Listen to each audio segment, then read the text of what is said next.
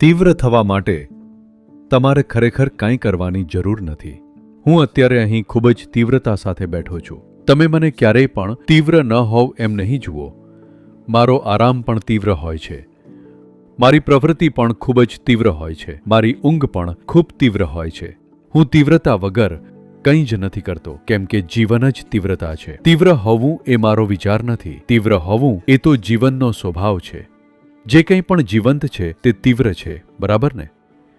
જો તે થોડું પણ ઢીલું પડે,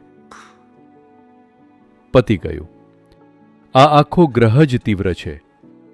તમને લાગે છે કે આ ગ્રહ સખત મહેનત કરી રહ્યો છે? તે સહજતામાં છે અને સાથે જ તીવ્ર પણ છે, કેમ કે જીવનનો ગુણ જ એ છે. આ મુશ્કેલી ત્યારે આવે છે જ્યારે તમારે કોઈ કામ કરવું નથી, પણ કરવું પડે છે, બરાબર ને? એટલે જો તમે તમારું જીવન ઈચ્છુક થઈને જીવો તો તમે હંમેશા તીવ્ર રહેશો.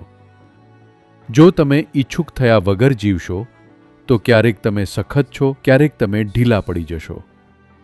આ બંનેમાં તમે દુઃખી થશો. ઢીલાશ કે સખત થવું બંનેની જરૂર નથી. બસ જીવનની જેમ જ જીવનની આ પ્રક્રિયા માટે 100% ઈચ્છુક થઈ જાઓ. જીવનની પ્રક્રિયા ખૂબ મીઠી બની જશે અને જ્યારે તે ખૂબ મીઠી હોય ત્યારે તમે સ્વાભાવિક રીતે જ તીવ્ર હશો.